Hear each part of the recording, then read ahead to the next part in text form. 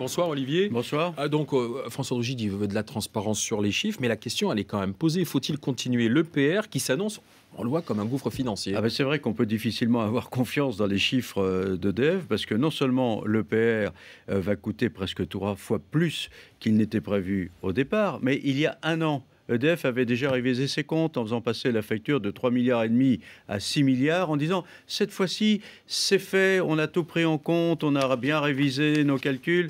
C'est terminé, ça ne sera pas plus de 6 milliards. Un an après, on passe à 8,5 milliards et toujours avec les mêmes arguments, on a tout pris en compte, etc.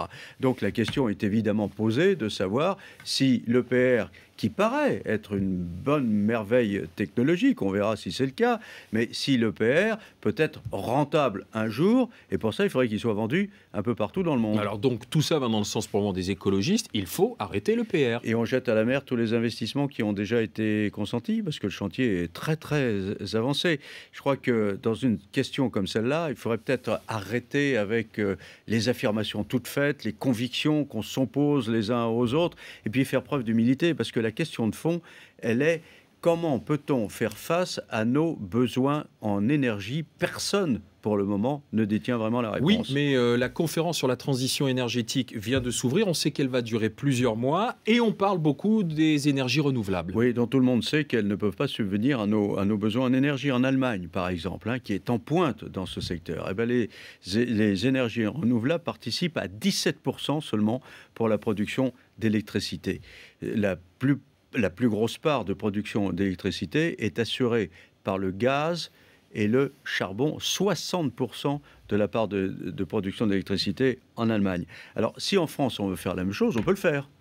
Simplement, il faudra qu'on explique comment on atteint un autre objectif qui est de diviser par 4 la production de gaz à effet de serre, tout en remplaçant le nucléaire qui ne produit pas de gaz à effet de serre par le charbon et le gaz, qui sont des machines à polluer. Ça, c'est déjà une question. Et puis, il y a encore plus grave, c'est tous les moyens financiers pour l'investissement nécessaire. Oui, on a fait d'ailleurs un calcul. Si on réduit la part du nucléaire au profit des énergies nouvelles, on sort la calculette. Il faut investir combien? 600 milliards d'euros dans les années à venir. C'est ce que disent les spécialistes. 600 milliards. Et pour isoler les logements qui consomment 40% de l'énergie utilisée en France, certains estiment que la facture pourrait atteindre 1500 milliards. Donc, vous voyez, il faut trouver un peu d'argent. Et c'est pas tout, parce qu'à l'exception du train, les transports fonctionnent quasiment uniquement grâce au pétrole, lequel pétrole représente 50 des 70 milliards du déficit du commerce extérieur français.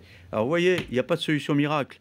Il faut accepter de parler de tout mettre sur la table, y compris les gaz de schiste. Est-ce qu'il y a un moyen ou pas de les extraire sans polluer? Est-ce qu'on met le paquet, bien entendu, sur les économies d'énergie, mais on sait ce que ça coûte? Et donc, tout prendre en compte pour vraiment ne pas se tromper dans les choix stratégiques qui vont compter pour les 50 ans à venir. Et puis surtout, accepter une chose évidente, le rêve est terminé. L'énergie pas chère, c'est fini. Quelles que soient les solutions adoptées, l'addition va être salée. En particulier pour le consommateur au final, puisque c'est toujours lui qui pour paye.